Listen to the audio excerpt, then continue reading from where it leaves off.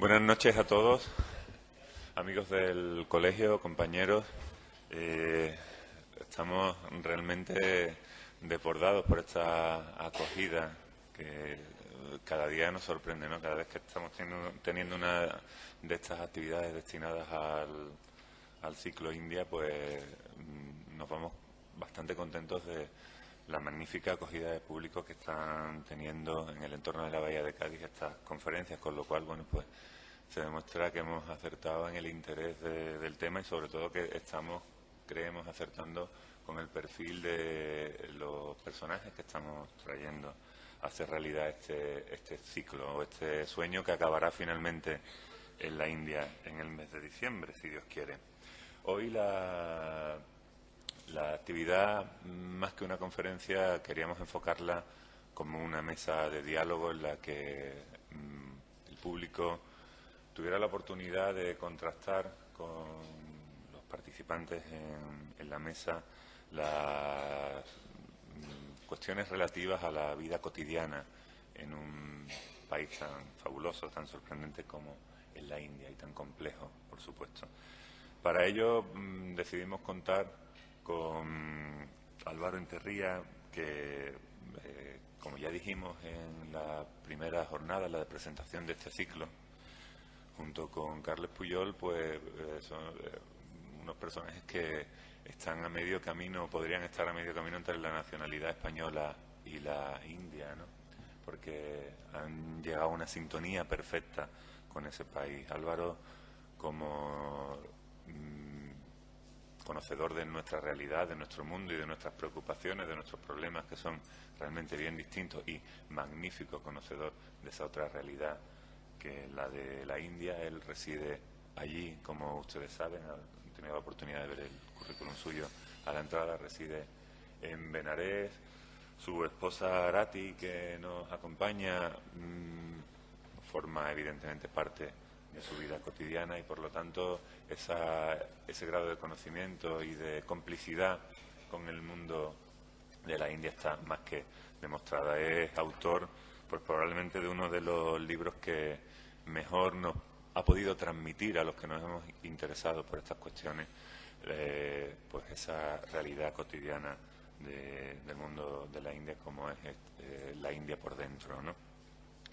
Él pues va a ser el principal, él y su mujer Arati serán los principales protagonistas de este diálogo cruzado con el público, y decidimos también que en este diálogo actuase como moderadora o como interlocutora en esta relación una persona a la que en este colegio queremos mucho y hace mucho tiempo, como es Lalia González Santiago. Ella anteriormente estaba en el Diario de Cádiz y desde el Diario de Cádiz pues siempre defendió las actividades del Colegio de Arquitectos, la vitalidad de la nueva arquitectura, la importancia de esta nueva arquitectura, y siempre ha estado efectivamente comprometida con las iniciativas culturales de este colegio. Más tarde pasó a La Voz, periódico del que hoy es directora, y bueno, desde ese mismo medio, por supuesto, ese compromiso con la actividad cultural y en particular con el mundo de la arquitectura se renueva cada día, con lo cual yo creo que va a ser una perfecta interlocutora en este diálogo. Sin más, darle las gracias a los tres por estar aquí hoy con nosotros y por compartir sus experiencias. Los dejo en este, como digo, diálogo cruzado.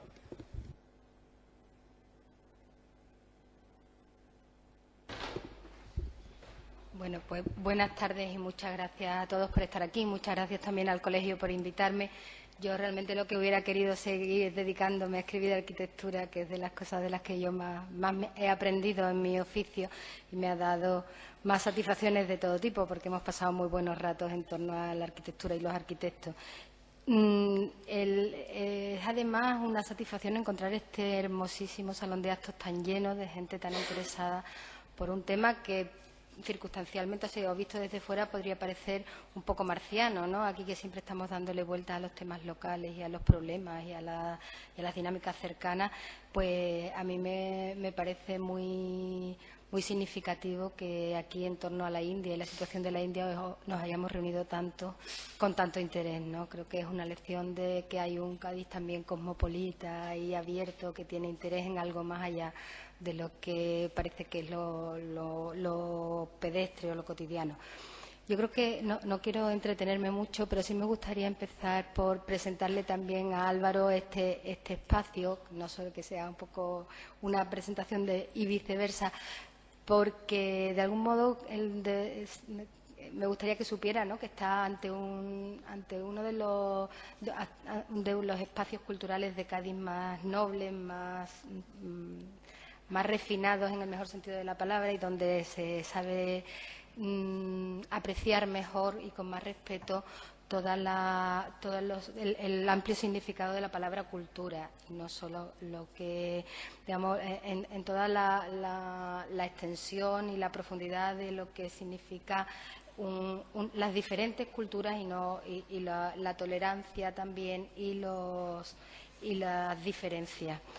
Por eso yo creo que en ese sentido el viaje que empezamos ahora con Álvaro, en este diálogo que yo quiero conducir y que me gustaría que fuera muy participativo, yo creo que puede ser, promete mucho, ¿no? No es solamente un recorrido turístico al estilo de National Geographic, donde podamos volver a oír hablar de castas, de mujeres, de pobreza, de gurús y de lugares comunes, sino creo que de alguna manera Álvaro, su experiencia, su libro, nos pueden hacer preguntarnos por muchas de las cosas de nuestra realidad común y cotidiana. No va a ser, creo, un viaje complaciente y turístico, sino seguramente algo de mucho más calado, que seguro que resultará bastante más interesante. Presentarles un poco obvio, porque también todos he visto que habéis recogido la biografía que estaba a la puerta, pero bueno, lo haré. Él vive y trabaja en la India desde el 89, se dedica sobre todo a la edición, tiene una librería y una editorial llamada Indica Books en Benarés, que es donde vive, ni más ni menos. Está casado con Arati y tienen 2 hijos, y también está haciendo incursiones, aparte de editar en inglés, sánscrito y en hindi, está empezando a editar en castellano, y aquí hay un par de libros salidos un poco de su taller, 2 antologías de relatos que con el editor mallorquín Olañeta. ¿Este también? No, sí, los 2 son con Olañeta, La aldea y la ciudad, que son relatos breves de la literatura moderna en la India. Y esta antología de cuentos de Prem Chand, que es un autor relativamente contemporáneo, murió en el 36, muy popular en la India, yo creo que aquí prácticamente desconocido.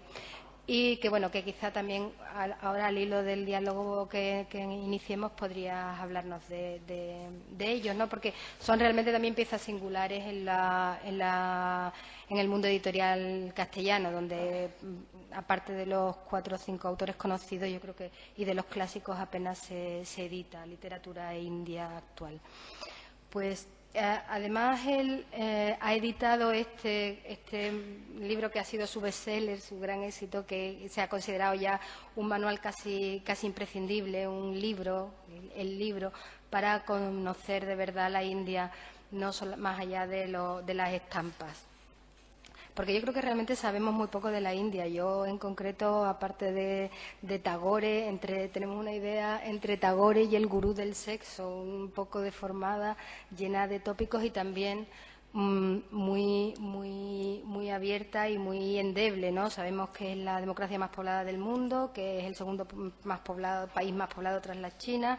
Sabemos también de los magnicidios y de los Gandhi, sabemos de la Madre Teresa de Calcuta y de Bollywood, de Tata, que ha comprado Jaguar y Land Rover, mientras tanto, de las acerías, de la bolsa de Bombay y de el gran desarrollo que la tecnología informática está teniendo allí. Pero creo que quizá la imagen poliédrica que tenemos de la India es cierta, y las diferencias entre la India tradicional y la India moderna no hacen sino agrandarse. Me gustaría no desanimaros, pero hay aquí una frase de un francés que vivió en India 30 años y que cuenta que vio un programa de televisión, un documental de 4 horas sobre la India y comentó: todas las secuencias eran auténticas, todas las entrevistas habían tenido lugar, sin embargo, toda la película era falsa. Creo que la visión previa nos condiciona tanto que incluso él también habla de que todo lo que dice aquí podría incluso ser de otro modo.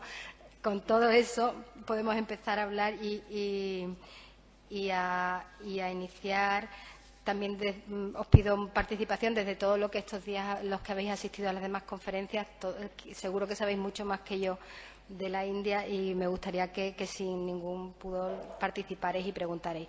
Entonces, por comenzar, yo creo que la pregunta es obvia, ¿no? ¿Por qué te fuiste y por qué te quedaste?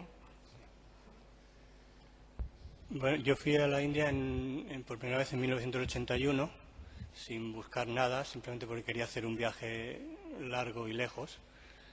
Entonces llegué allí, me encontré como muy a gusto, no fue un choque que dije, esto es lo que yo estaba esperando, sino simplemente pues me encontré muy a gusto, luego volví otras cuantas veces y en el 89 decidí pedir excedencia. Yo era ayudante de bibliotecas en la Universidad de Madrid, pensando en ir 2 años allí a Benarés, que era un sitio donde sentía una atracción especial por él, pensando en seguir estudiando hindi. Había empezado ya a estudiar hindi, pues pensando en estar allí 2 años estudiando hindi. Entonces, una vez allí, pues realmente ya me fui quedando enganchado, ya no podía pensar en volver otra vez a mi trabajo anterior, ¿no? A pesar de que al principio pues era duro, pero de alguna manera pues estaba viviendo una gran aventura, ¿no? Yo recuerdo que en ciertos momentos de duda pensaba, ¿qué hago? ¿Me vuelvo otra vez a España? ¿Me vuelvo a reincorporar en mi trabajo? ¿Aquí qué hago? Estoy muy solo. Entonces llegué a la conclusión que si en un momento dado se me cierran todas las puertas, pues cojo, me vuelvo a mi trabajo tan tranquilo, ¿no? Con la conciencia tranquila. Pero si por un momento de debilidad me vuelvo, me lo voy a estar reprochando toda la vida, ¿no? De que allí tuve una oportunidad de vivir otra vida, ¿no? Entonces, pues me quedé allí y encontré un amigo mío, tenía una pequeña librería, entonces nos juntamos y abrimos Indica Books, una librería más grande especializada en indología. Luego, 2 años después, me casé con Arati y tuvimos 2 niños y así hasta hoy. También me interesaba mucho saber de Arati cómo nos ve ella, porque el tenerla aquí es un privilegio sin duda y su visión complementa muy bien esa especie de esa imagen unívoca que siempre tenemos, ¿no? Siempre somos nosotros los que pensamos en ellos y nunca pensamos cómo piensan ellos de nosotros. Sí, ella entiende muy bien el español, pero hablarle le cuesta un poco. Entonces, como me lo cuenta en hindi, yo os lo traduzco.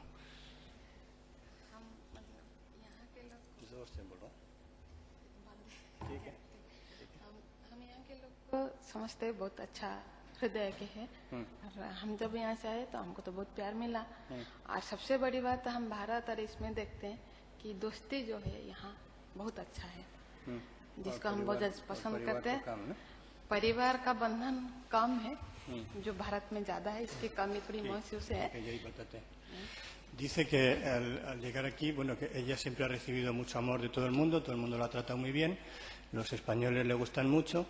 Lo que ve ella de gran diferencia es que en la sociedad india la familia es muy importante, aquí la familia cada vez es menos importante y quizás para compensar eso la amistad tiene mucha más importancia, ¿no?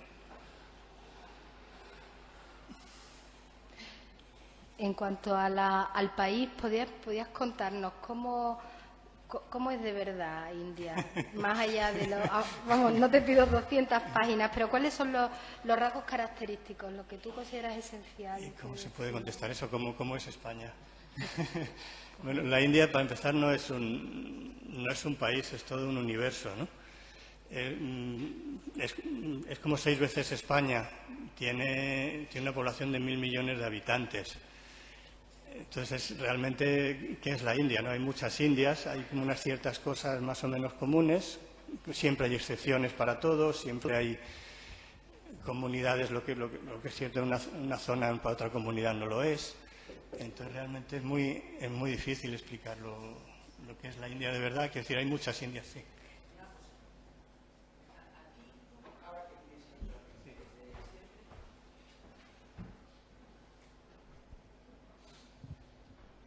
estás allí ya sentadísimo y todo, con hijos y todo,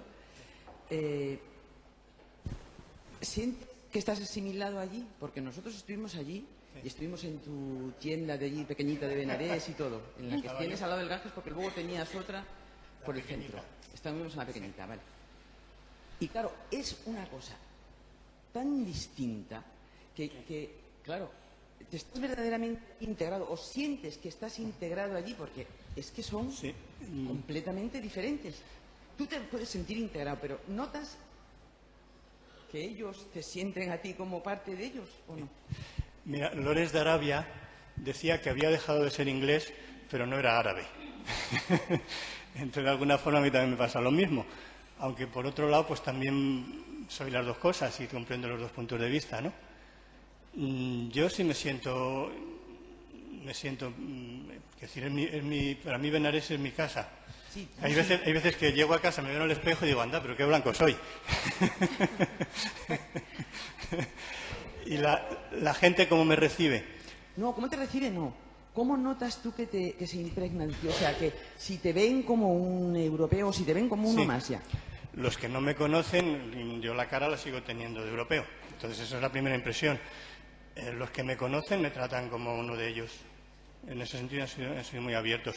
Los que no me conocen, si yo les hablo en hindi, pues cambia la cosa totalmente. Quiero decir, ¿no? Al principio dirán un inglés, porque sabes que todos los blancos somos ingleses. Pero si ya te hablan tu idioma, quiero decir, si tú ves un negro africano, ya de entrada sabes que es un negro, pero si ya viene aquí y te habla con acento de Cádiz, pues al cabo de 5 minutos pues, ya le ves de otra manera. Llega un momento en que ya no piensas que es negro, ¿no? ¿Y qué peso tiene? Eso no quiere decir que luego yo sea un indio totalmente. Por supuesto que hay muchas cosas dentro de mí que son de aquí, ¿no? Pero no, y en ese sentido la sociedad india, pues yo creo que me ha acogido. De hecho, después de nuestro matrimonio, yo pensaba que nos íbamos a encontrar con un rechazo social muy grande, porque allí la gente se casa dentro de su casta, no es un matrimonio así mixto, pues es una cosa, se sale de todas las normas, ¿no? Pero lo que pasa en la India es que tiene muchas normas, pero también tiene muchas excepciones y todo se puede saltar, ¿no? Y realmente pues nunca he encontrado ese rechazo. Nos ha tratado muy bien la sociedad. También al ver, es decir, si te comportas pues como ellos, si hiciera guateques por la noche en casa con la música a todo volumen y estuviera mi casa llena de extranjeros fumando porros, pues claro, no me verían de la misma manera, ¿no? Pero sin duda vives entre contradicciones, ¿no? Porque son dos mundos muy diferentes y tú estás en medio de ellos, o por lo menos interpenetrados por los dos. Esas contradicciones, ¿cuáles son las contradicciones más visibles que hay y cómo las resuelves, por otra parte? Contradicciones personales, no. Contradicciones en el sentido de que no, uno, por ejemplo... de las costumbres, sobre sí, todo, no, por ejemplo, una cosa en Benarés que un europeo está acostumbrado a la eficiencia en el trabajo. Y allí eso es un cachondeo. Entonces, en ese sentido, pues sí, ¿no? Luego las condiciones, la luz se va constantemente, todo se estropea, ¿no? Entonces la gente allí está más hecha que yo. Yo también llega un momento en que te acostumbras, ¿no? Pero siempre tienes esa cosa, ¿no? Y que si has quedado a tal hora, pues tienen que venir a tal hora, ¿no? Y que si tenía que hacer este trabajo, ¿por qué no me lo entrega? Ese tipo de cosas sí... Pero en cuanto a cuestiones como, por ejemplo, la organización social, las castas, las costumbres, ¿cómo puede...? Háblanos de eso, ¿qué diferencias ves y cómo resuelven, ¿no?, esas contradicciones, como te decía, ¿no?, en torno a, yo qué sé, la organización familiar es muy diferente, el papel de la mujer, el papel del hombre, la organización en clases o en castas más o menos acusadas, eso visto con los ojos de un europeo, pues sin duda alguna choca mucho, ¿no? Choca cuando lo ves desde fuera y no sabes cómo funciona, pero una vez que estás dentro y ves que la sociedad funciona así y que funciona todo más o menos bien. Por supuesto que hay cosas malas en toda organización social, hay injusticias, hay cosas que chirrían, pero eso es normal en cualquier país, ¿no? Sí, sí. También en la India tiene la cosa de que la pobreza pues hace chirriar más las piezas de la máquina, ¿no? Cuando hay poco dinero siempre hay más problemas, ¿no?, que cuando uno está... Y en cuanto a las castas, explícanos un poco ese sistema frente a los lugares comunes o a lo que nosotros creemos que hay. ¿Cómo es en verdad esa organización? Es que esto es el tema de una conferencia, sí. Vamos a ver. Las castas es la forma en que está organizada la India toda la vida, ¿no? Más que casta es una palabra que es portuguesa, no es una palabra india. Es curioso que muchas de las cosas con las que se define la India no son palabras india. India no es una palabra india, hindú no es una palabra india, casta no es una palabra india, ¿no? Entonces, casta es una palabra, primero tiene muchas connotaciones negativas, ya por sí, y después se aplica a dos cosas muy distintas. Vamos a pasar a publicidad un momento. ¿Puedo saber quiénes han leído mi libro? ¿Nadie? ¿1, 2, 3? Bueno, pues los que se lo hayan leído, perdón por las cosas que diga que repito. Hay un sistema desde el principio que está dividida en... La sociedad está dividida en 4 estamentos, digamos, varnas se llaman, colores, según su función social, ¿no? Que son los brahmanes, que son los que están encargados son como los intelectuales, los sacerdotes, los que tienen esta función, ¿no? El estudio, su función es estudiar y enseñar. Luego los satrias, mi mujer es satria, guerrera, los guerreros, que tienen la función de defender la sociedad, son los reyes, los soldados, los administradores, en principio, pertenecen a esta casta, aunque luego siempre hay miles de excepciones por todos los lados y nunca nada funciona como la teoría, ¿no? Luego están los vaisyas, son los comerciantes, digamos los trabajadores, ¿cómo se dice?, autónomos. Y luego los sudras, que son los trabajadores a cuenta de otros, los artesanos, esto, ¿no? Entonces, esta es una función que de alguna manera se encuentra en toda sociedad, ¿no? Independientemente de cómo esté organizada, ¿no? Ahora bien, lo que más determina cómo funciona la sociedad india son las yatis, que son comunidades pequeñas, mucho más pequeñas, de las que hay muchísimas. Entonces, por ejemplo, los brahmanes, no son todos los brahmanes iguales, hay muchas comunidades de brahmanes. Y los que más hay son los de los trabajadores, hay muchas yatis de trabajadores. Tienes los carpinteros, los barberos, los barqueros. Según su función hay muchísimas de ellas, ¿no? Entonces, esto es un sistema de organización sobre todo rural. El problema que hay ahora es que este sistema en las ciudades no tiene mucho sentido, ¿no? Y es donde realmente empieza todo a funcionar mal, ¿no? En los pueblos es un sistema de intercambio de servicios, ¿no? Normalmente en cada pueblo hay una casta que son la mayoría del pueblo y que son los que tienen la propiedad de la tierra. Entonces, esta casta son realmente los que tienen el poder en el pueblo, ¿no? Pero curiosamente pueden ser de cualquier varna. O sea, muchas veces son de estatuto, de sudras, del cuarto estamento, muchas veces son de este estamento, ¿no? En el caso del pueblo de mi mujer, por ejemplo, son los guerreros, pues casi todos son de su casta. Luego hay unas castas de lo que se llama de servicio. Hay los barberos, los lavanderos, los que pescan, y entonces ellos funcionan un poco en función de esta casta dominante, ¿no? Por ejemplo, pues en tu pueblo, ¿cuántas familias de barberos había? 2. Ellos cuentan de su infancia, 2 familias de barberos.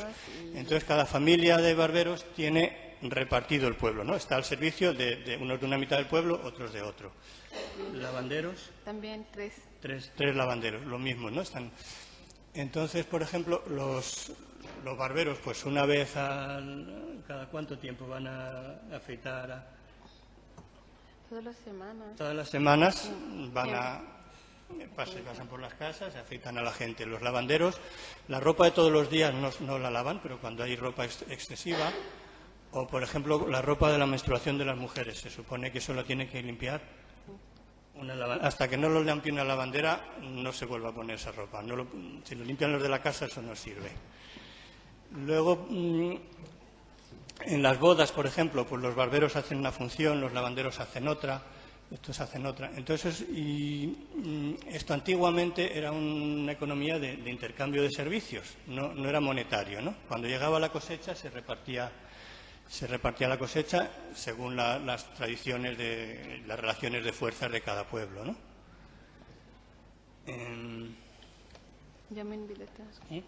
Sí, cuando pasa alguna cosa especial se les da tierras también, o cuando se van a una boda, pues también se les hacen cosas especiales, ¿no? Este era un poco el sistema antiguo, que cada vez se va monetarizando más, ¿no? Entonces, claro, lo que se piensa aquí es que las castas están los de arriba, que tienen todas las ventajas, y los de abajo, que tienen todos los inconvenientes, ¿no? Pero un sistema así nunca hubiera funcionado. Es una cosa en la que, en principio, cada uno tiene su papel, cada uno tiene su orgullo de casta, de alguna manera, ¿no? Eso no quita que haya injusticias y que los que más fuerza tienen ganen más, eso por supuesto, ¿no? जातीय समाज, भारत का जो समाज जो है बिना जात नहीं चल, सब एक दूसरे से जुड़े हुए हैं. Sí. Entonces, la sociedad india está organizada a través de este sistema en el que cada uno depende de los otros, porque una casta no tiene sentido independientemente de las demás, ¿no? Luego funciona como un sistema de entreayuda, ¿no? Por ejemplo, si uno de un pueblo se va a una gran ciudad, emigra a la gran ciudad donde no conoce a nadie, va al barrio de Chabolas, lo primero que hace es buscar dónde están los de su casta. ¿No? Dice, mira, que yo vengo de aquí, soy de esta casta, muy bien, pues mira, puedes vivir aquí, ya se busca una vida, ¿no? Sí, dime. Hola, una pregunta. Sí.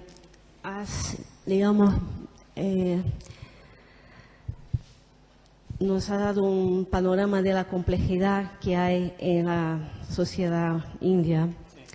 Y yo tengo una pregunta dos preguntas. Una es originalmente mía, la otra voy a transmitir de la compañera aquí.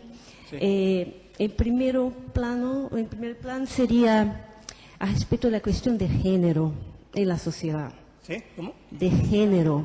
Sí. La cuestión de la mujer. Sí. Sobre todo cuando hablase del trabajo, de la forma de distribución, digamos, de cambio de funciones, cómo se integraría la mujer en esa economía, qué trabajos hace. En la economía. En ese sistema que. En ese sistema. Un momentito que termine, porque. Sí. Y también la segunda parte de la pregunta es respecto a la educación. Sí. Se integra también la mujer en todos los niveles de educación. O sea, trabajo y educación en relación a la mujer. Y finalmente, si hay integración, es una pregunta de ciudadanía, si hay integración, ya estabas ahí hablando un poco de esa posibilidad, que no sé si para mí está muy clara, cómo se comunican esas castas, si hay una integración. Sí, claro, absolutamente.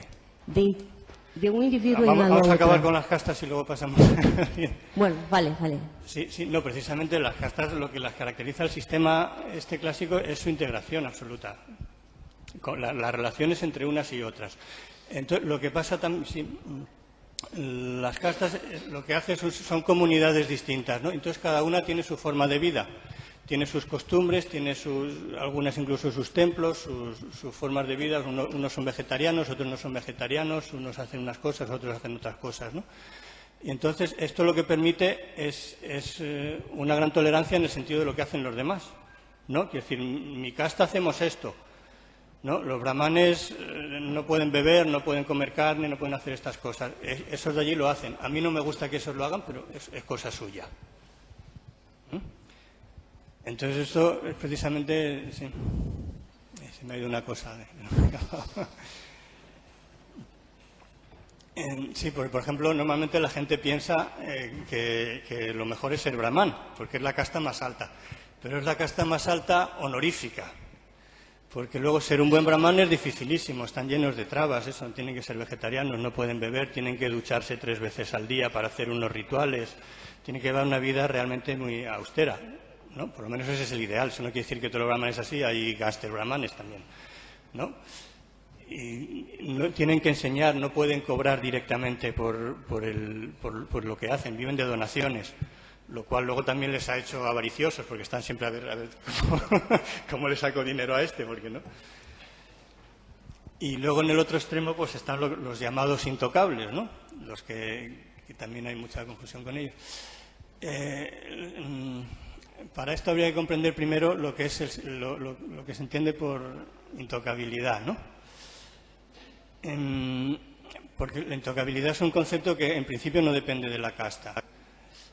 Por ejemplo, cuando una mujer tiene la menstruación, no hace la comida.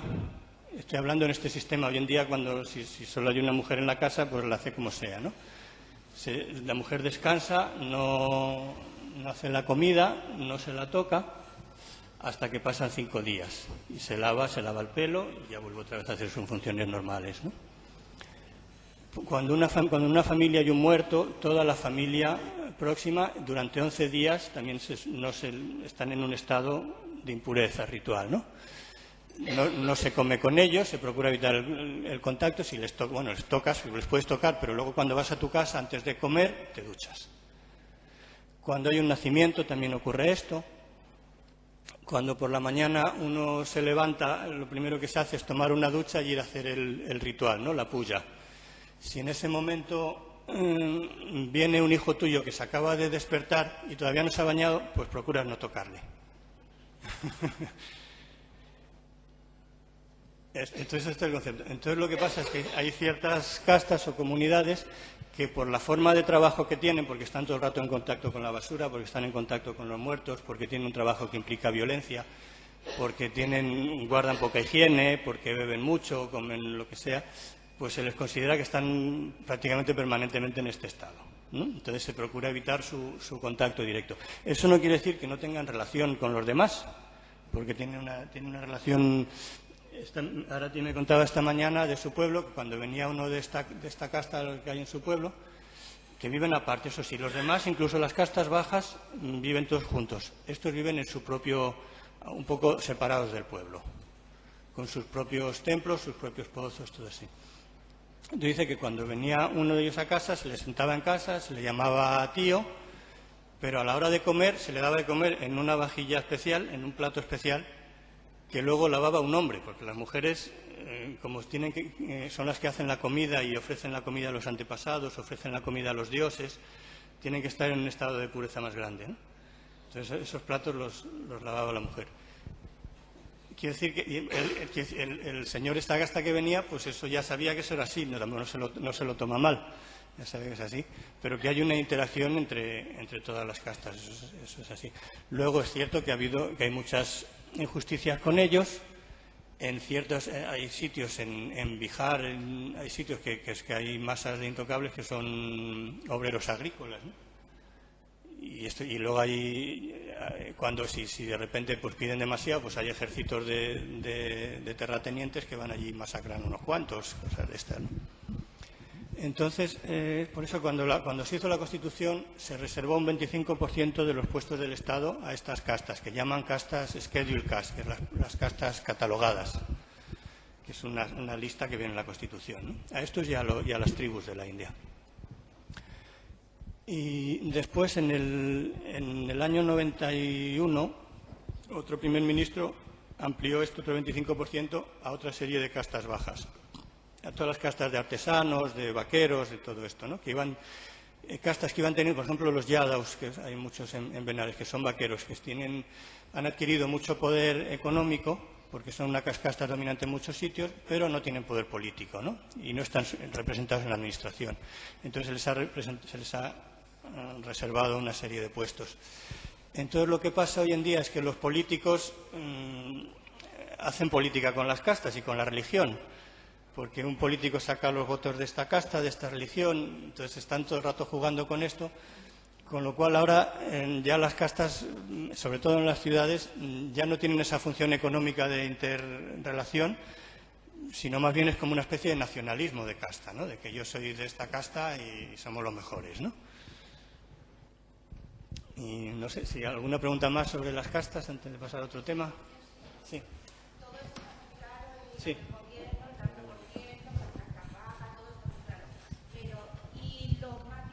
Adopciones y todo eso, ahí hay problemas. Una casa, otra. Que si hay problemas de... Familia, pero... no entiendo la pregunta. Que si hay, con los matrimonios mixtos... Sí, matrimonios mixtos de casta, adopciones o hijos de otro matrimonio. En principio se casan siempre los matrimonios arreglados, que son dentro de la misma casta, de la misma yati. Entonces, si en muchos sitios sí, la inmensa mayoría sí. En los pueblos, que es mucho más conservadora la sociedad, cuando no ocurre eso, pues ¿qué pasa? Que se fugan, el chico y la chica se fugan y se van a la ciudad. Eso sí ocurre de vez en cuando. En las grandes ciudades, pues pasa, ya vale todo, ¿no? Un poco. Luego depende de cada familia, de cada cosa, de cada... Sí. Quiero decir, legalmente no hay ningún problema, ¿no? Pero socialmente puede haberlos. Pero puede haberlos, eso sí, seguramente antes, ¿no? Lo mismo que en nuestro caso. Yo si me quería casar con una india es muy difícil. Ahora una vez que te has casado, bueno, ya está hecho, pues... pues ya está. Sí. ¿Alguna otra pregunta más? Has tratado un tema, por terminar con esto así de pasada, los matrimonios concertados. Sí. ¿Esas prácticas son habituales y a qué edad? ¿Cómo se...? Sí, los matrimonios concertados son la inmensa mayoría de los matrimonios son concertados, salvo las capas más modernas de las ciudades. Lo que dicen allí es que es un sistema time-tested, ¿no? Probado por el tiempo. Incluso chicos y chicas modernas les preguntan que hacen encuestas de que tú querrías casarte con la que tú elijas o que lo elijan tus padres. La gran mayoría dicen, no, yo con quien elijan mis padres, ¿no? Esto es una cosa que aquí sorprende mucho. Pero, sí, bátate. Pero bueno, os voy a sorprender más y le voy a fastidiar la pregunta. Sí, nosotros nos casamos por un matrimonio concertado.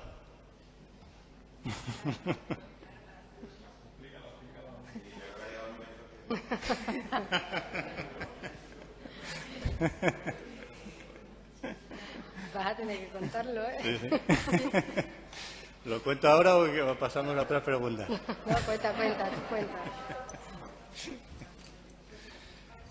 Sí, pues bueno, yo cuando estaba en Benarés y tenía intención de quedarme allí, monté la tienda y tal, yo pensé que yo tenía que casarme allí, ¿no? Realmente una persona sola en la India es muy difícil sobrevivir casi, ¿no? Si no tiene una estructura familiar. Entonces, pues por medio de amigos estuve viendo a varias chicas y tal, a varias familias, pero nunca cuajaba. No te rías, hombre, que es muy serio.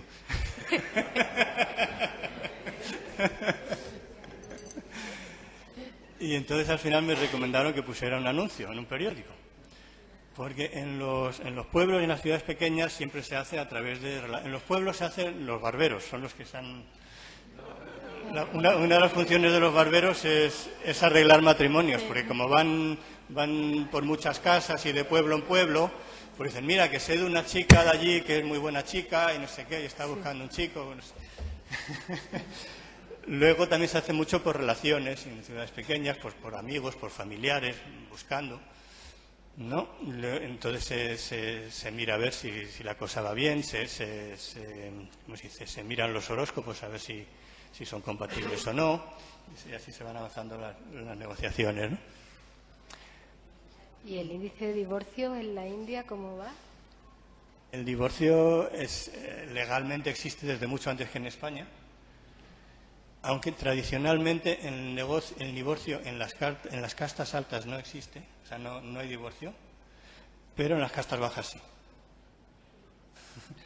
Por eso de que cuanto más altas sean las castas, más normas, más disciplina y más normas hay, ¿no? Bueno, entonces el caso es que puse un anuncio en un periódico y recibí 50 contestaciones. Y de esas yo contesté a 20, de las 20 me contestaron a mí a 10. La foto, algunas mandaban la foto antes, normalmente la foto se manda ya cuando ya está la cosa más avanzada. Y entonces quedaron 3 finalistas.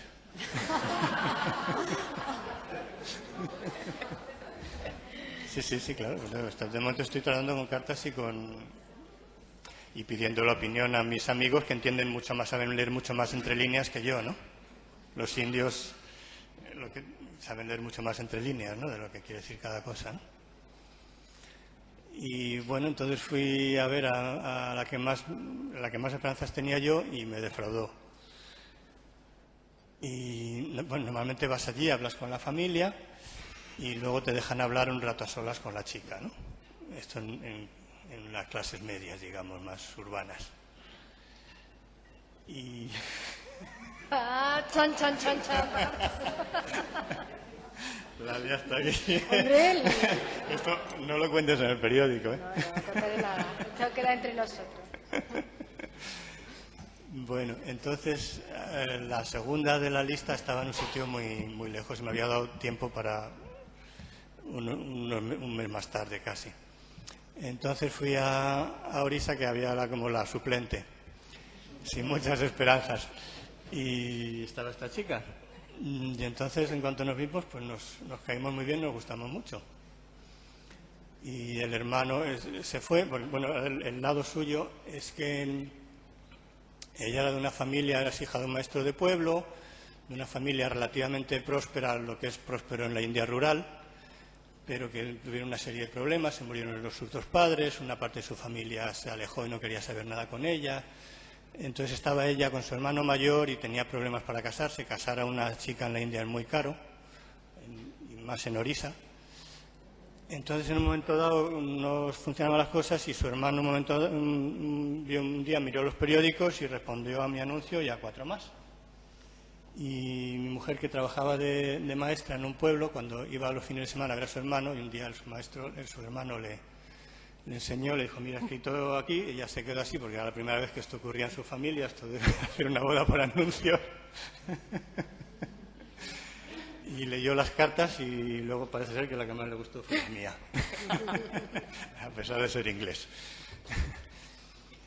Y bueno, el caso, su hermano nos dejó hablar, estuvimos todo el día hablando. Y entonces, bueno, yo cuando me fui le dije: mira, me ha gustado mucho, pero queda una tercera, tengo que verla también.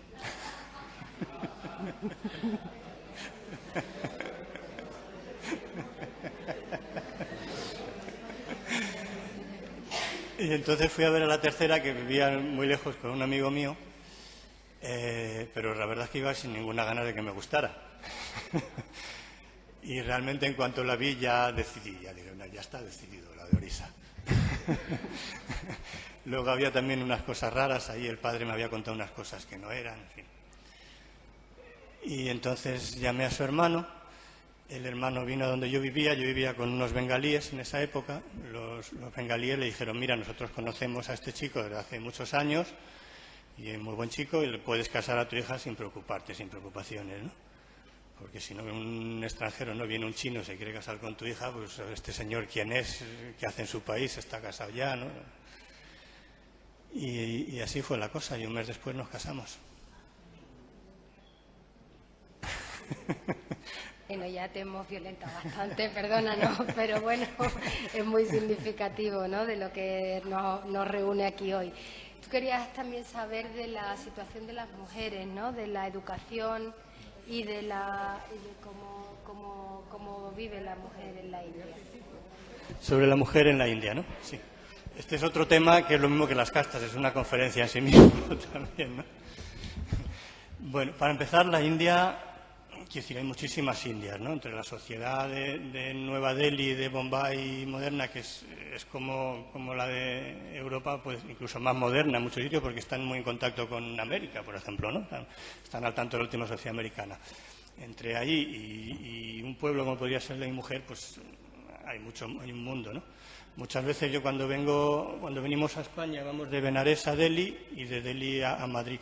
Nos sorprende más el cambio de Benares a Madrid a Delhi que luego de Delhi a Madrid, ¿no?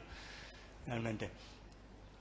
Entonces, la mujer es la responsable de la familia en la India, ¿no?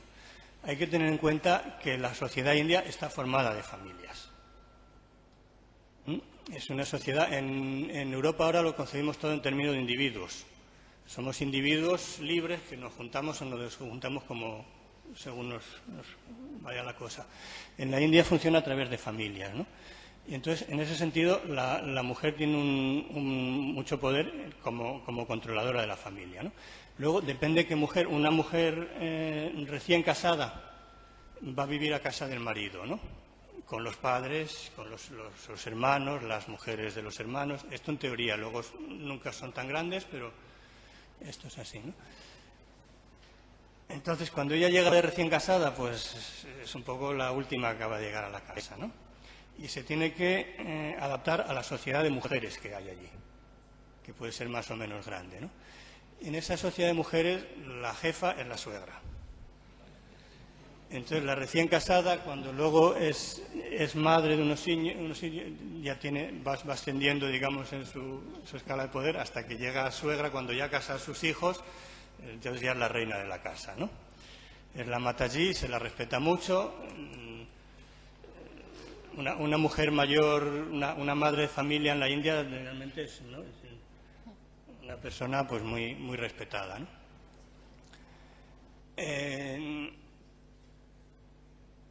Claro, aquí se ve con la mentalidad de aquí de que si está confinada en la casa, que si no va afuera, ¿no? Así es como allí están como muy divididos los papeles en ese sentido, ¿no? Los hombres trabajan fuera, las mujeres tienen al cargo la familia, ¿no? Por otro lado, dentro de la familia, eso primero hay muchas relaciones sociales, ¿no? Una mujer que en España se quede en casa, pues casi no tiene relaciones sociales, más que en el mercado o poniendo la tele. Pero allí realmente hay mucha vida social, hay muchos festivales en las que las mujeres son las que hacen todas las cosas, ¿no? Esto es la sociedad tradicional. Luego, esto va cambiando.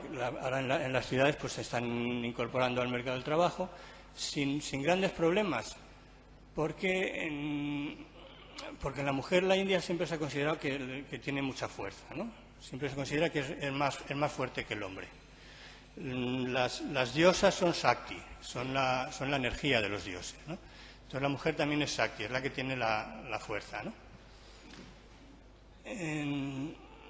En Europa hace 100 o 200 años se pensaba que las mujeres eran tontas, ¿no? Sí, bueno, hace poco se pensaba que eran tontos. Un siglo sí. Que se nos reconoció el derecho al voto. O sea, sí, bueno, no, pero independientemente del derecho al voto, sino como los hombres pensaban que las mujeres eran tontas, que no tenían mucha inteligencia. Esto nunca ha ocurrido en la India. Eso nunca ocurrió en la India. Por eso pasan cosas como que Indira Gandhi fue la primera ministra de la India cuando nunca había pasado en el mundo, ¿no? En España ahora mismo sería revolucionario tener de primer ministro una mujer, ¿no? Y ahora mismo hay también muchas políticas en la India, en el Estado nuestro hay una política, y estas mujeres pues se las teme realmente. Se las respeta y se las teme, porque es un poco pues como la madre con mucha fuerza que castiga a los niños, ¿no? Es un poco esa figura, ¿no? Todo esto no quita que luego también haya muchos abusos contra las mujeres, muchas cosas. Hoy en día una cosa que distorsiona mucho todo es la dote. La dote antiguamente es como funcionaba en España, en Europa. Cuando una chica se casa, pues los padres las dan una propiedad. En la India se llamaba la propiedad de la mujer, era una cosa de propiedad de la mujer para despedirla bien, y es un poco como su propiedad propia para tiempos de crisis y tal, ¿no? Ahora esto se ha ido disparando cada vez más y la modernidad al revés lo ha disparado más. En vez de ir, antiguamente era una cosa razonable, ahora es una cosa fuera de proporción. ¿Por qué también? Porque yo creo que tiene gran parte también de culpa la sociedad de consumo. Antes no había con muy poco dinero ya se tenía uno la vida resuelta, no tenías para comer, una casa, unas ropas, pues ya de forma muy austera. Ahora hay miles de cosas que comprar, pero los sueldos son muy pequeños. Entonces, que tengo un hijo que casar, pues pido una moto, pido una televisión y no sé, un dinero para montar un negocio. Entonces, eso realmente es una carga muy grande para los padres de la novia, ¿no? Por eso mismo en la India está prohibido la determinación del sexo por ecografía, porque es como pasa en China, ¿no? Porque cuando es niña abortan mucho más, ¿no? Ahora bien, esto, por ejemplo, cosas como estas, esto son cosas que ocurren, pero no es que la sociedad lo apoye, la sociedad está en contra de esto, ¿no? Son lacras que salen en los periódicos e intentan combatir. Sí, alguna. ¿Alguna pregunta sobre sí. Seguimos un poco con el tema de las mujeres antes de pasar a otros, si os parece, o queréis. No, decía. Sí. Sí, por eso digo, quería hacer dos preguntas, no tienen nada que ver una con la otra. Sí. Y ya termino con este tema que está relacionado a una de ellas. Sí. No sé si es cierto, tengo entendido que cuando se casa hombre y mujer sí. de diferente casta, sí.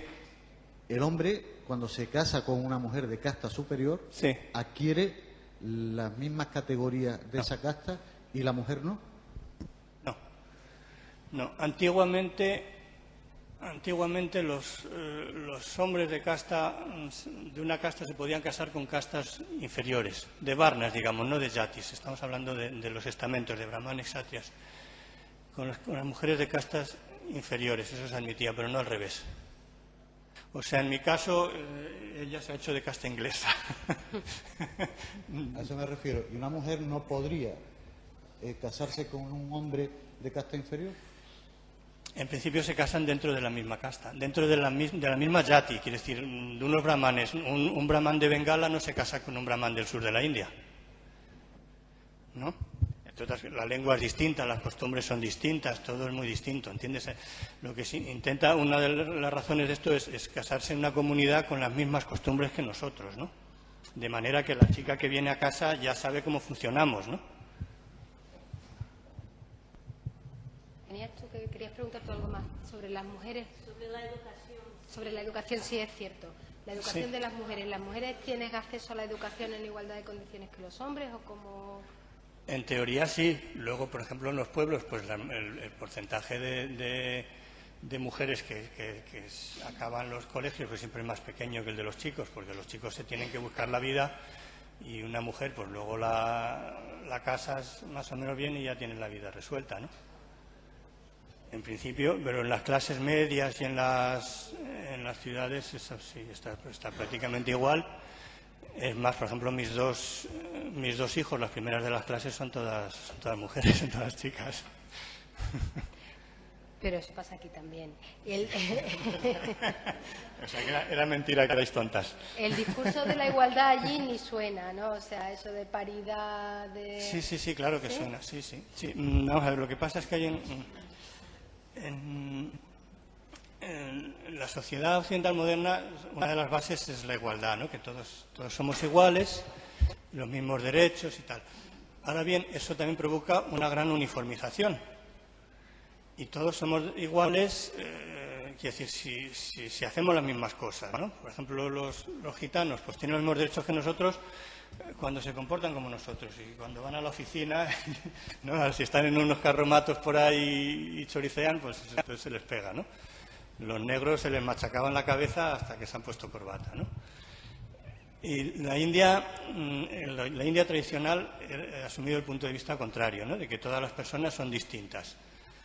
Tienen capacidades distintas, el que vale para una cosa no vale para otra, las mujeres y los hombres son distintos y en ese sentido se les ha dado funciones diferentes. Ahora bien, la India moderna también está inspirada en los principios occidentales, ¿no? La India sufrió una colonización inglesa muy larga, la Constitución está copiada, bueno, no sé si copiada, está muy inspirada en la de Estados Unidos y en los usos ingleses. Y los que empezaron después de la independencia de la India, Nehru, por ejemplo, Nehru era más inglés que indio, ¿no? Entonces hay un gran cambio de la sociedad para adaptarla, hacerla más occidentalizada. Lo que también te quería preguntar, que creo que le interesará mucho a todo el mundo, es por el Tantra, y es el mundo del Tantra que en Occidente se ha hecho muy popular. Sí.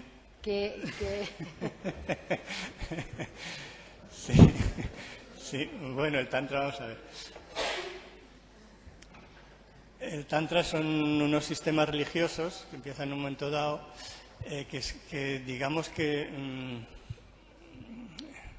funcionan con las energías, ¿no? Tratan de funcionar con las energías dentro del hombre y fuera del hombre, ¿no? Entonces, así como en lo que no es tantra, en la parte más védica, digamos, se insiste en la renuncia, en el camino espiritual, en un momento dado, pues hay que renunciar a muchas cosas. En el tantra se dice, no, todo lo que hay, todo es tanto lo bueno y lo malo es una forma de la divinidad, ¿no? La divinidad está tanto en una comida muy buena como en una caca de perro. Entonces, como todo funciona así, pues todo se admite de alguna manera, ¿no? De hecho, hay sectas tántricas que van buscando un poco ese lado oscuro, ¿no? Hay que hacen ritos extraños, rompen las normas sociales. Hay algunos que se dicen que comen carne humana. Comen carne humana no quiere decir que se coma un señor así, pero a mí me contaron, yo no sé hasta qué punto es verdad o no, que ahora había visto en los crematorios de Benares unos sadhus de estos que van con un aspecto muy así pavoroso normalmente, con una calavera en la mano, pues con un cuchillito no muerto le sacan una piececita y se la comen, ¿no? Como forma de trascender el apego y el rechazo, ¿no? Lo bueno y lo malo.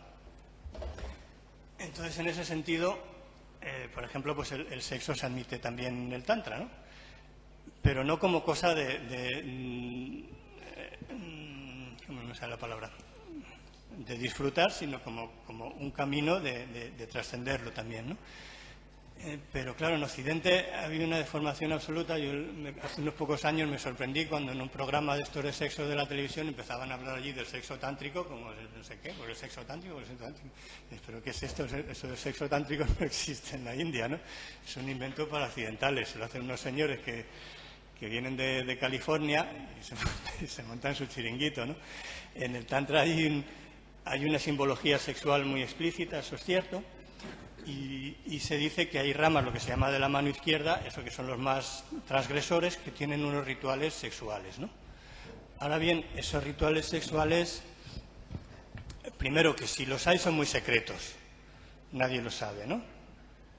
Segundo, que no se hace como cosa de buscar el placer, sino como una cosa de seguir un camino, de desapegarse, ¿no? Hay que hacerlo con desapego, ¿no? Y son cosas, sí, se dice que el tantra divide a las personas en tres clases. Los pasus, que son los animales, de los que somos parte la inmensa mayoría, los que estamos dominados por nuestras pasiones, el tantra los llama animales. El vira, que son los héroes, que son los que dominan sus pasiones. Y los devas, que son los que ya han trascendido eso y han llegado a un estado más divino, ¿no?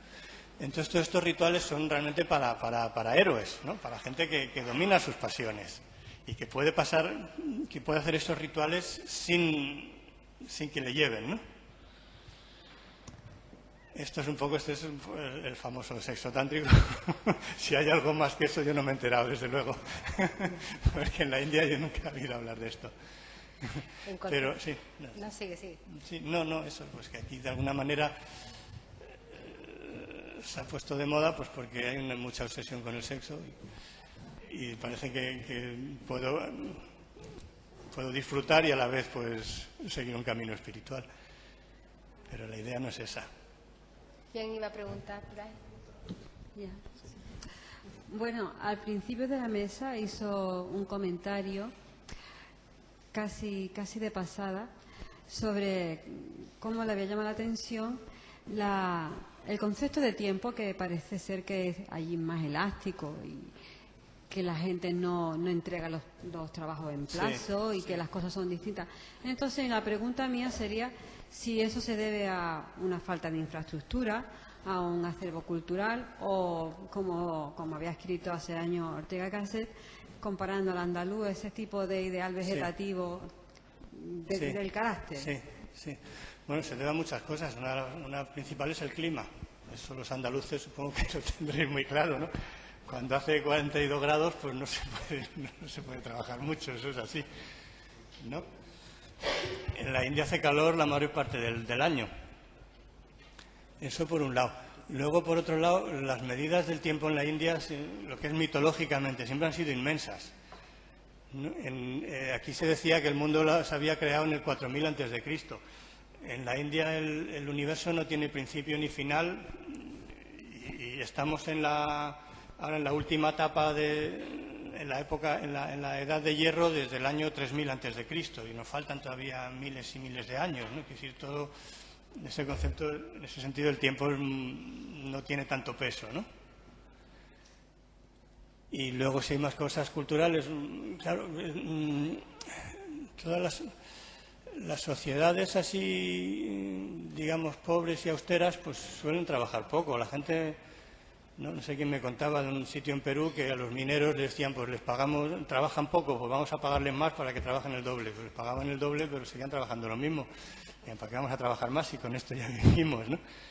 Entonces eso hay mucho que está cambiando mucho por la nueva economía y porque ahora hay un gran desarrollo económico y ahora la gente hay una gran obsesión de todo el mundo por ganar dinero. Entonces eso mueve mucho a la gente, ¿no? Pero si tú tienes, Benares es especialmente significativo en este sentido, si tú tienes resuelta la comida y el techo y con eso te apañas, pues ¿para qué quieres trabajar más? Yo también.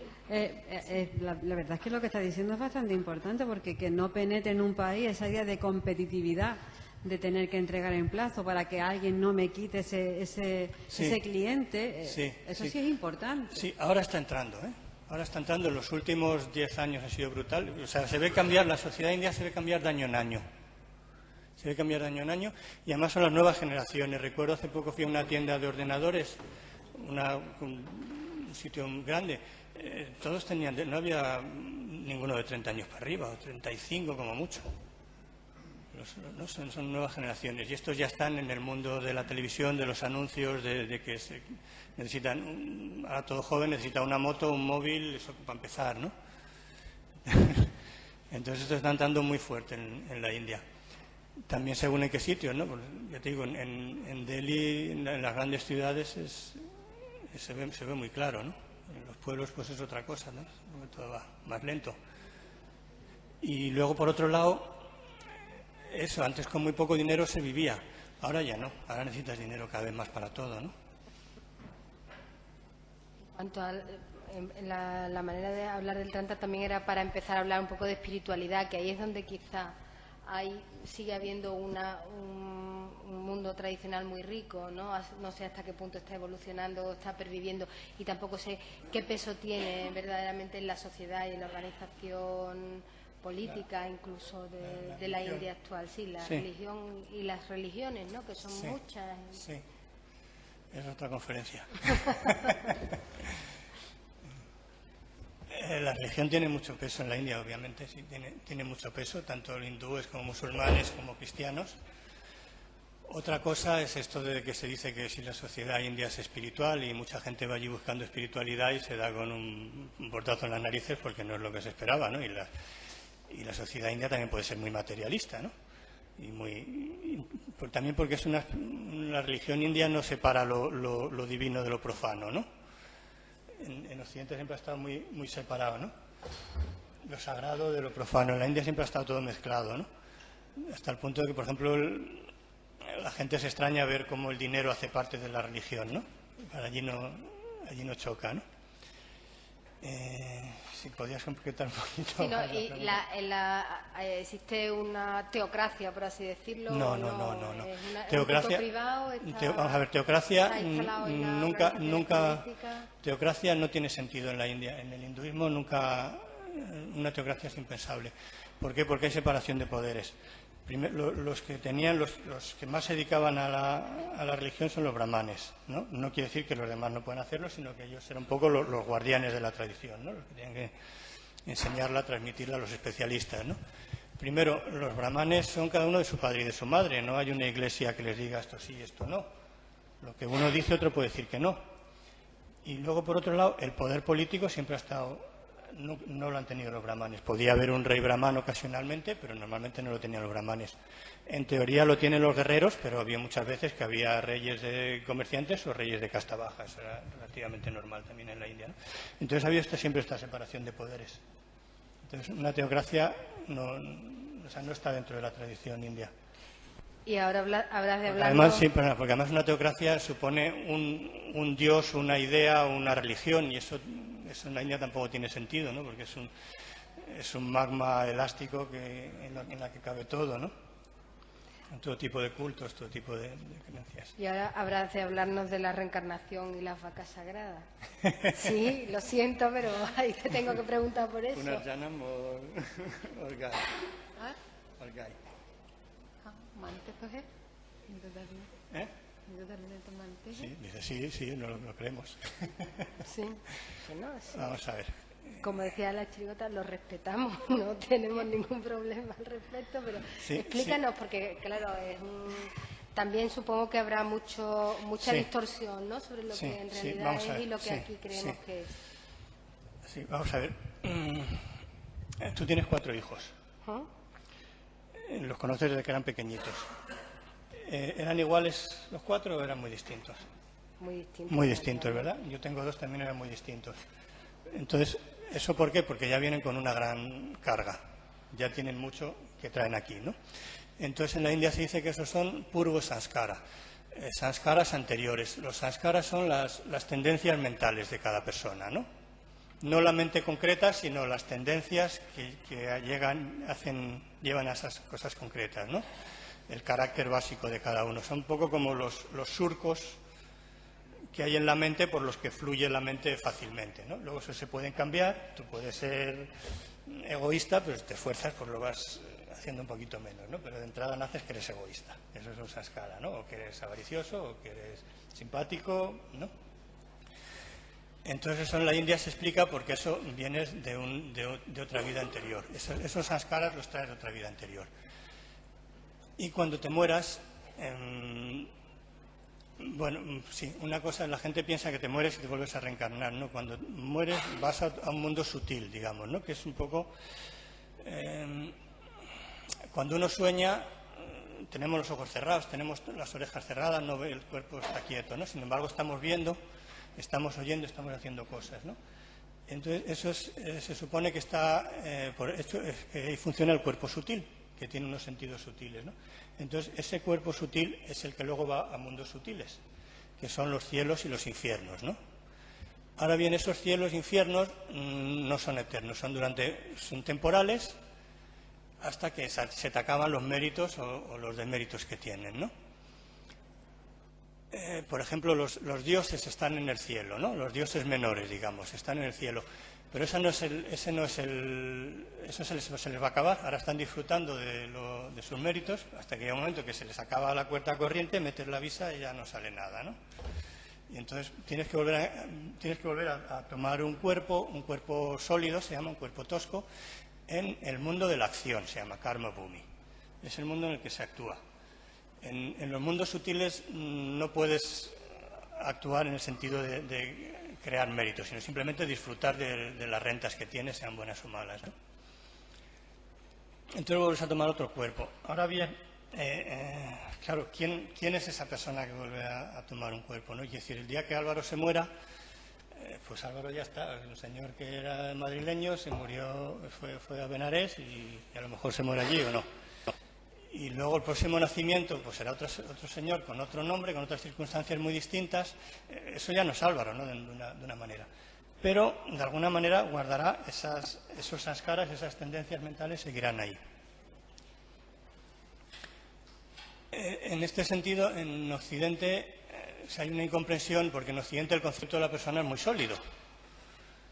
En la India es más una cosa mucho más fluida y más una cosa de la que es más una limitación, ¿no? En Occidente la personalidad es como un valor que tenemos que darle énfasis y engrandecerlo, ¿no? Y, ¿cómo se dice? Manifestarnos, no se me sale. Bueno, no sé. Realizar nuestra personalidad. En la India clásica, no quiere decir que no pasen cosas en la India, ¿no? Pero lo que es la tradición india, esto es más una limitación. Nosotros, el nacimiento es una limitación, ¿no? Estamos limitados por nuestra persona. Entonces lo que se trata es, en esa serie de transmigraciones, me gusta más la palabra transmigración que reencarnación, ir limitando estas es ir quitando estas limitaciones y dejándonos de identificar con nuestro cuerpo y nuestra mente concreta. ¿Por qué? Porque nuestro ser real no es ni el cuerpo ni la mente, ¿no? Es el testigo de todo esto, ¿no? No sé si me explico. Estamos aquí viendo, entonces, nuestro ser real es la conciencia que penetra todo y que está viendo que aquí hay un cuerpo y una mente que están funcionando, ¿no? Entonces, cuando uno se identifica con esa conciencia es cuando se logra lo que se llama la liberación, que es liberarse de todas las condiciones limitativas, de todo lo que nos limita, como es el cuerpo, la mente y todas estas cosas, ¿no? Y ese es el último estado, en el que uno ya es pura conciencia, digamos. ¿Cómo veis en India el movimiento creciente de laicismo, de agnosticismo, de ateísmo, de abandono de toda religión que se produce en el mundo occidental? Bueno, allí no soy muy consciente de lo que pasa en Occidente. Pero bueno, vosotros que estáis un poco ahí en la frontera. Sí, hombre, desde el punto de vista india sería sorprendente, por un lado, aunque la India también tiene tradiciones ateas. Pero desde el punto de vista india sería un poco sorprendente.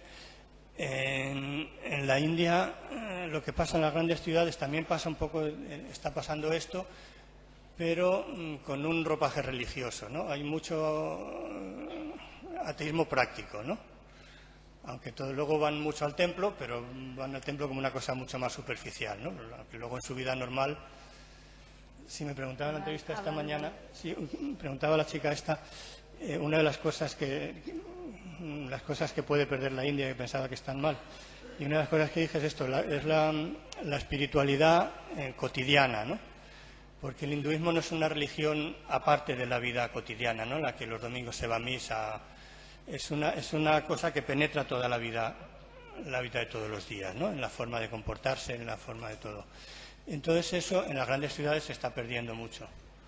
Y entonces hay cada vez más una religión más estandarizada, más en el sentido más occidental, ¿no? Como un sistema de creencias en la que uno ya vive una vida pues como se puede vivir aquí, pero luego pues el domingo vas a ver al maestro que te suelta un discurso, o vas al templo para pedir que a tu marido le asciendan de trabajo, ¿no?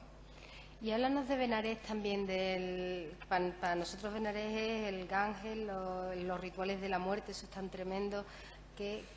¿Cómo es en realidad Benarés y cómo es ese río? Es otra conferencia, sí. Lo sé, pero es que en eso estamos. Bueno, Benarés es una ciudad muy paradójica.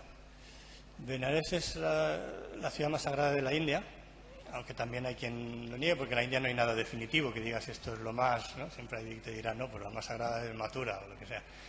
Pero siempre ha tenido un estatus muy sagrado. Es la ciudad de Shiva. Shiva es un dios muy ambivalente, tiene un lado luminoso y tiene un lado oscuro. Y entonces en ese sentido Benarés pues también tiene esta polaridad, ¿no? De un lado muy luminoso y un lado muy oscuro.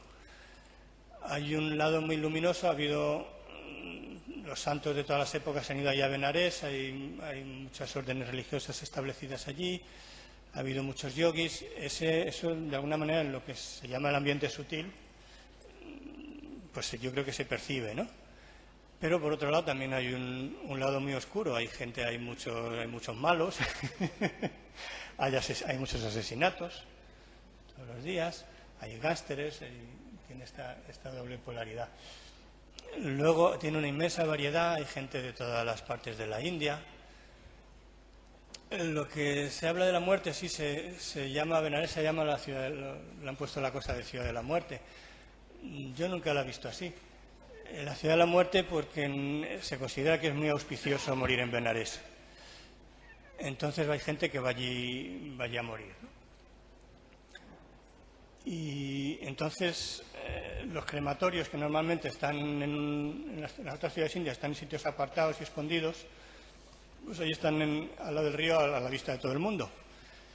Y la muerte está muy presente en el sentido de donde nosotros vivimos, pues todos los días pasan unas angarillas llevando un muerto a quemarle, ¿no? Pero eso, no, pero te parece absolutamente, ya está totalmente, lo ves como una cosa normal, ¿no? Lo que sí sabes que un día pues serás tú el que vayas en las angarillas, ¿no? Pero precisamente el tener esa coexistencia así ha hecho que la ciudad de Benarés también sea muy vividora, ¿no? La gente en Benarés es muy de viva la Virgen y de gozar de todo, ¿no? Porque dicen, si ya vamos a morir aquí, ¿para qué nos vamos a preocupar? Vamos a vivir bien. Pero esos rituales de la muerte que vemos en las películas, ¿se mantienen o están abandonados? No, ¿Hasta qué punto las viudas tienen que morir en la pira? Esas cosas. No, por favor. Lo de las viudas las viudas que se queman en la pira, bueno, primero, eso es una cosa que tenía lugar en ciertas comunidades muy especiales, era una cosa muy minoritaria. Tenía lugar en ciertas comunidades, por ejemplo, los guerreros de Rajasthan, que siempre eran muy valerosos, iban a luchar hasta la muerte. Pues había casos, por ejemplo, eso sí, pues cuando se moría el marido, muchas veces la mujer se quemaba con él. Había varios casos de una ciudad que pasó 3 o 4 veces, que la conquistaron 3 o 4 veces, entonces cuando ya veían que no tenían nada que hacer, que iban a perder, los hombres salían todos a luchar hasta que se morían todos, y dentro las mujeres hacían una pira y se quemaban ahí las mujeres y los niños, como Numancia. Luego en otras épocas pues había en Bengala también y cosas así, pero siempre ha sido una cosa pues muy puntual, ¿no? No era una cosa generalizada en absoluto. Pero las piras funerarias siguen siendo los rituales más comunes, claro, ¿no? claro. Para los hindúes sí. Los musulmanes y los cristianos entierran a los muertos, los hindúes los queman. Y además estas cosas son las que más perviven. Quiero decir, en una sociedad tan laica como la española hoy en día, la gente se casa por la iglesia y cuando entierra a su padre le lleva a la iglesia, ¿no? Aunque no crean en nada. O sea, estas cosas son las que más siempre perviven, ¿no? Sí. Sí. La de agua. Esa, sí. Sí. Y entonces, bueno, ¿me escucháis? Sí, pero bueno, sí, ya tienes el micrófono. Bueno, pues en la película esa, no sé si la gente la ha visto, hablaba de unas viudas, o sea, sí. que cuando se quedaban, unas mujeres que cuando se quedaban viudas, pues las encerraban en un sitio y tenían que vivir allí de por vida, ¿no? Y solamente salían para ir a por agua o al río a lavarse y todo esto, y bueno, no se podían casar y una serie de historias que estaban como apartadas del mundo. Y yo quería preguntar si eso es así o es película. Vamos a ver, todas estas cosas son ciertas, lo que pasa es que hay que verlas en el contexto de toda la sociedad india, de la inmensa India, ¿no? Entonces, sí, bueno, estas cosas, en Benarés sigue habiendo viudas también, así que están allí viviendo. La viuda es un estado que se considera inauspicioso, ¿no? Inauspicioso es una palabra muy india, de mala suerte, ¿no? Entonces, en caso de familias que de alguna manera pues les molesta o quieren deshacerse, pues aprovechan la circunstancia para echarla antes, ¿no? Yo personalmente no conozco ninguna familia india en la que hayan tratado mal a la viuda. Tú tampoco. Ahora, es cierto que en ciertos sitios y en ciertos lugares pues ocurrían estas cosas. En la película yo no la he visto, me ha dicho mi madre que la vio, que sí, que era muy brutal, que no sé qué, la niña... Eso es cierto porque antiguamente había matrimonios de niños. Ahora, sí, antes me lo preguntaste sobre las edades. Ahora mismo, legalmente, el mínimo son 18 para las chicas y el 21 para los chicos, que muchas veces se lo saltan a la torera en los pueblos, en muchos sitios, pero bueno. Antiguamente había matrimonios de niños. Entonces, en las castas altas, en las que no estaba admitido el matrimonio de las viudas, pues si el marido de una niña se moría, pues esa niña ya era viuda de por vida, eso era así. Pero eso te digo, lo que pasa es que estas cosas, mi mujer estas cosas siempre le indignan mucho, porque da una imagen muy falsa, ¿no? Quiero decir, es verdad que pasan estas cosas o que han pasado, ¿no? Pero eso no es la tónica general del país, ¿no? En absoluto. Cuando hablas de castas altas y castas bajas, sí. ¿te refieres a poder adquisitivo? No tiene nada que ver. No tiene nada que ver. El poder adquisitivo. जो विधवा लोग के बारे में बोलते हैं, जो पति मर जाता है, ऐसे नहीं कि उसको जबरदस्ती कराते, विधवा अपनी एक पवित्र जिंदगी जीता है, तो इसी को देख के ये लोग फिल्म बनाते हैं, जिस तरह सादा रहता है, राजस्विक नहीं खाता है, क्योंकि अपने पति के लिए सब कुछ करता है। इसको que muchas veces una viuda, ella por su propia iniciativa, pues sigue una vida muy austera, se quita todos los ornamentos, se viste de blanco, sigue una vida muy austera, pues porque lo que espero. Y no sé qué está... No me acuerdo.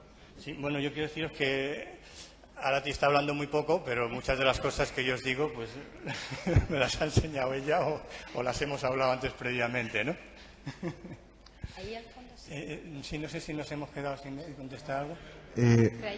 Sí, no, de las castas altas, perdona. Y el poder adquisitivo. No tiene nada que ver las castas altas y el poder adquisitivo. Sí, el casta...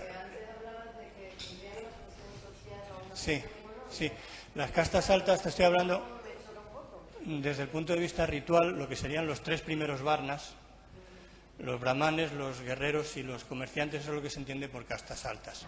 Y castas bajas pues son las castas de trabajadores, de artesanos y tal, ¿no? Lo cual no tiene nada que ver, eso es el estatus, digamos, ritual, el estatus honorífico. Luego el poder que tenga cada uno y el dinero que tenga cada uno, eso ya es otra cosa, ¿no? Sí es cierto que sobre todo en las ciudades modernas, la parte de la economía moderna, eso han acaparado mucho, las castas altas han acaparado mucho esta parte de la economía moderna, mientras que las castas bajas han quedado en su ocupación tradicional, ¿no? Es decir, los carpinteros siguen siendo carpinteros, los lavadores siguen siendo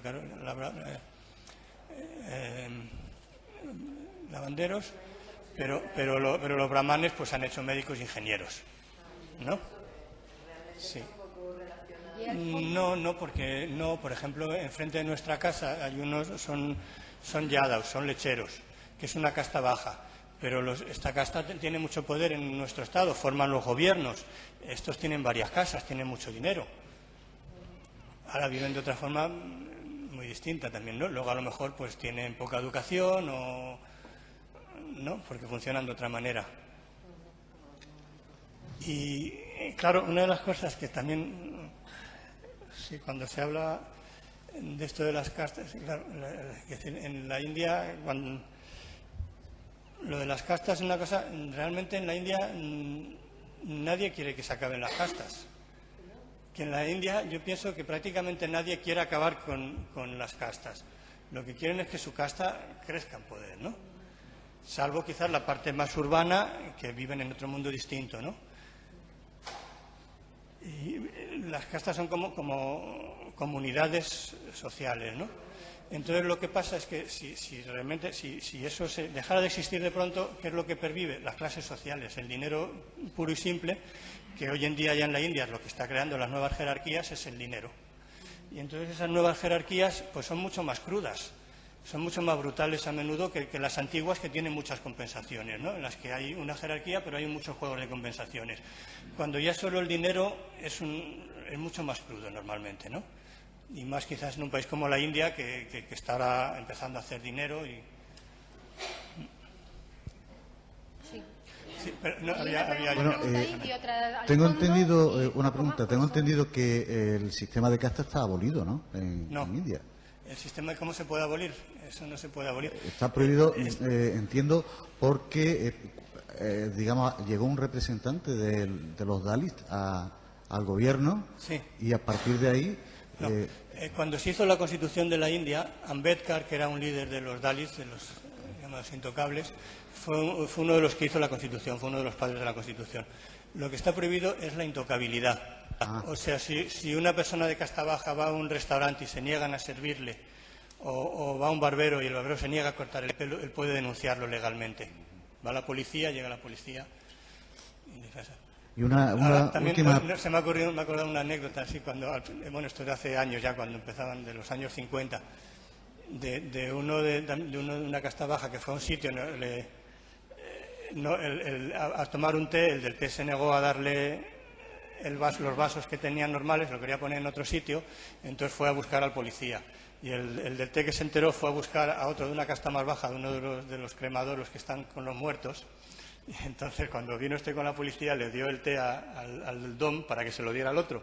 Y entonces el otro no quería aceptar el té del dom, ¿no?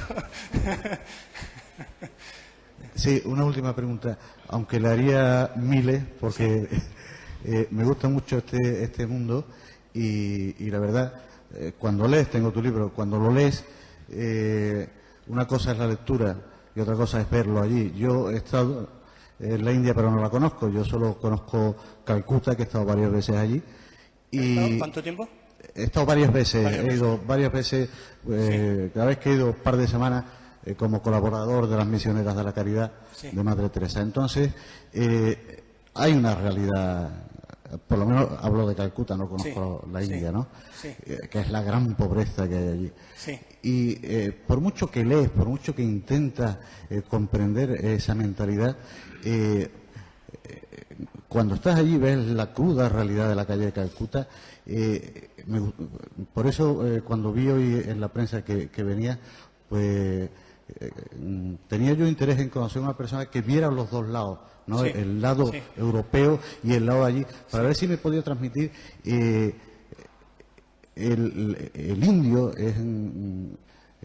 te enamora, o sea, cuando llegas allí te enamora, ¿no? Y te quedas prendado. Pero hay un libro que se llama India, Ángeles o Demonios, de Jordi Petit, que cuando lo lees también te lleva a esta dicotomía de decir, son tan buenos y son tan malos algunas veces, ¿no? Entonces, a mí una cosa que me gustaría, y concreto ya la pregunta, ¿cómo se puede acostumbrar uno a ver eso en Calcuta y pasar desapercibido? Bueno, mira, yo conozco una chica que tiene, una española que tiene una escuela en Calcuta, que estuvo hace poco en Benarés, ¿no? Y dijo que le sorprendió que en Benarés que no había visto hambre. Y dice, yo aquí nunca he visto a nadie rebuscando en las basuras. En Calcuta lo veo todos los días, la gente rebuscando en las basuras. Yo Calcuta lo conozco muy poco. Hay casos muy extremos. Yo solo he estado una vez en Calcuta. Vi en la estación de tren, estaba todo el mundo sentado y en medio un hombre desnudo con los pelos así y cagándose encima, ¿no? En medio de la indiferencia de todo el mundo. Fue una escena muy brutal. Estoy seguro de que esas cosas pasan continuamente, ¿no? Calcuta es una ciudad que está desbordada. Ha sufrido durante la partición, le llegaron, pues no sé, cientos de miles de inmigrantes de Bangladesh. Durante la guerra de Bangladesh le volvió a pasar lo mismo. Todos los días están llegando inmigrantes del campo, ¿no? Entonces, en ese sentido, pues todo eso es cierto, desde luego. En Bombay, seguro que vas a los suburbios, también pasa lo mismo, ¿no? Ahora, eso tampoco no es lo que ves normalmente en la India normal. Hay pobreza. Yo distingo mucho entre la pobreza y la miseria, ¿no? Creo que son dos cosas muy distintas.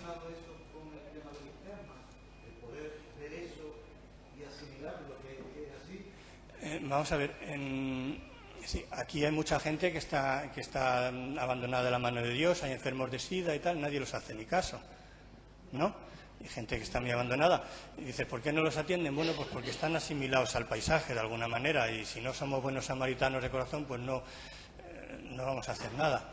Eso por un lado. Luego, por otro, lo del karma, bueno, sí, puede que sí. También en la sociedad india, en la mentalidad europea hay un poco un espíritu de inmiscuirse un poco en todo, ¿no? Para bien y para mal, ¿no?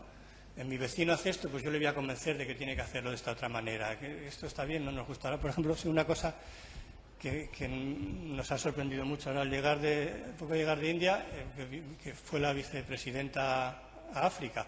Y no sé qué pasó allí con una foto que se había hecho con un hombre con 3 mujeres y comentó que esa era una de las cosas con las que había que acabar. Bueno, señora, pero si estás hablando, es otro país, prohíbelo en España.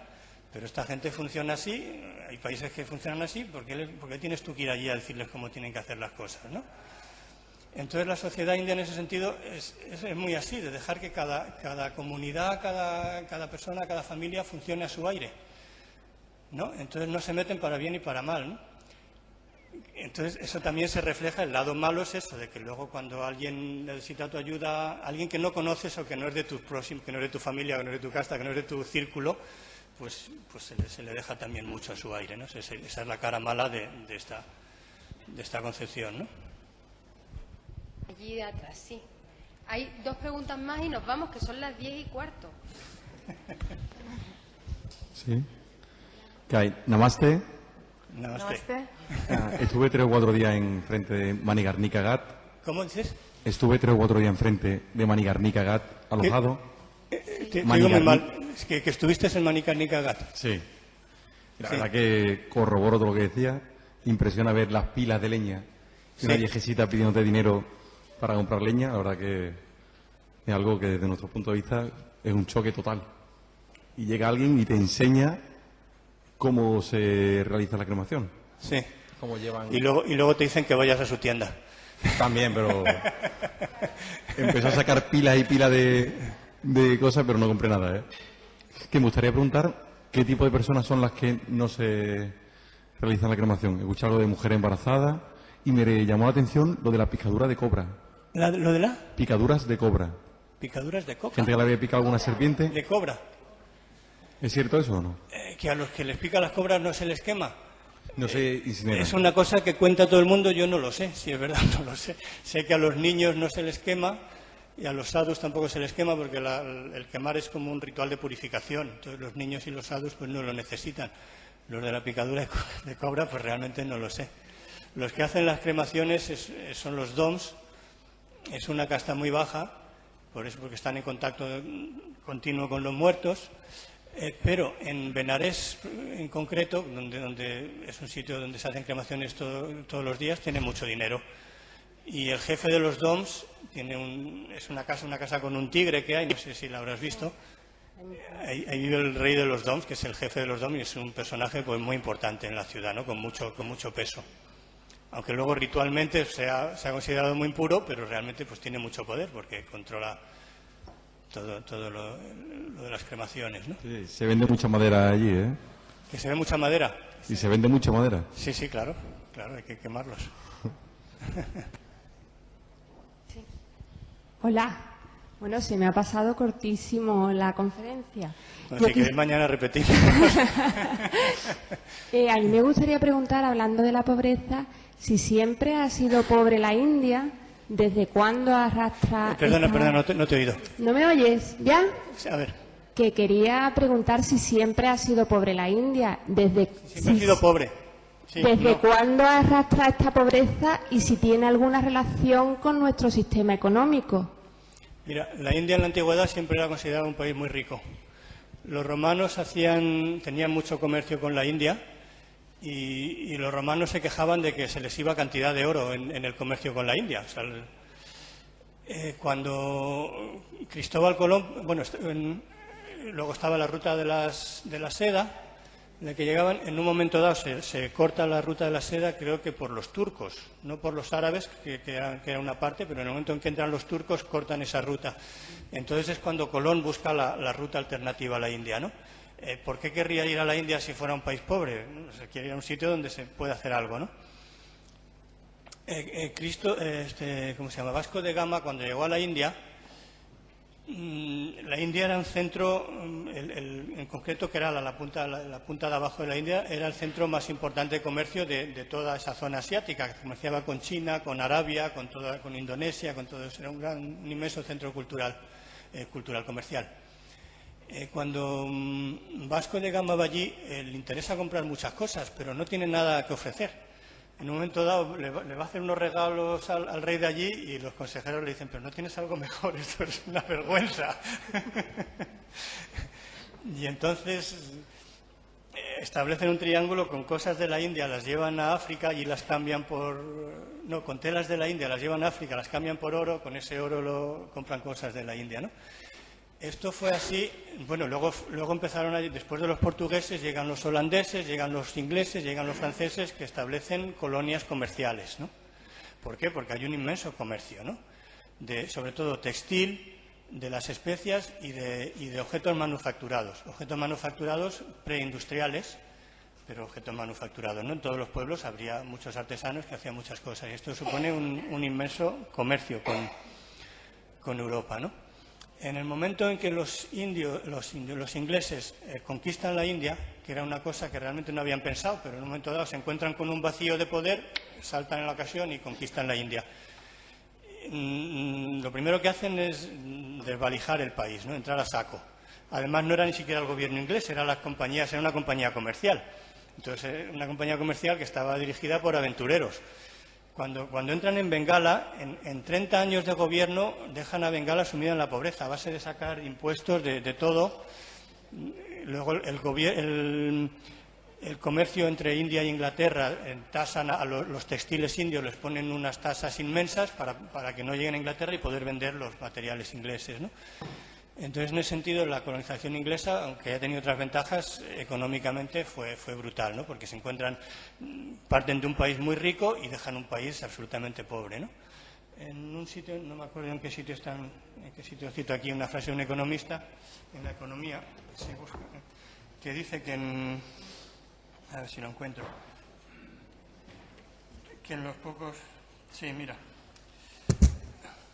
Hacia 1913, el conjunto del sector manufacturero, incluida la artesanía, poseía una capacidad de producción superior en un 50% a la de 1880. En 1913 es un 50% superior a la de 1880, pero bajaba a un tercio aproximadamente de lo que había sido hacia 1750. O sea que en 1750 había el triple de producción que en 1913. Es el país que dejan los ingleses, ¿no?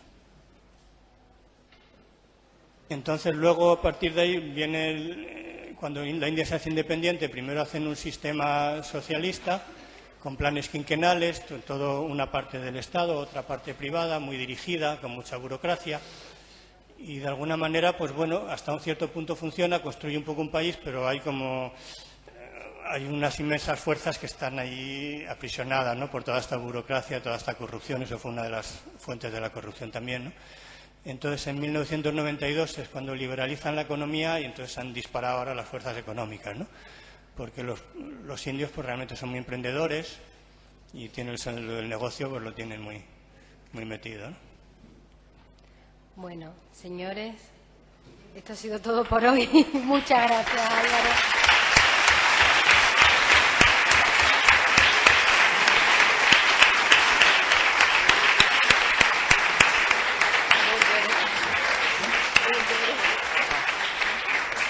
Bueno, me dice Ramón que seguimos en el patio todavía un poco más. Muchas gracias, creo que ha sido una noche estupenda e interesantísima. Gracias, Álvaro, de verdad. Bueno, gracias a todos por haber venido y muchas gracias al Colegio de Arquitectos de Cádiz también por estos programas de visión tan amplia que está haciendo.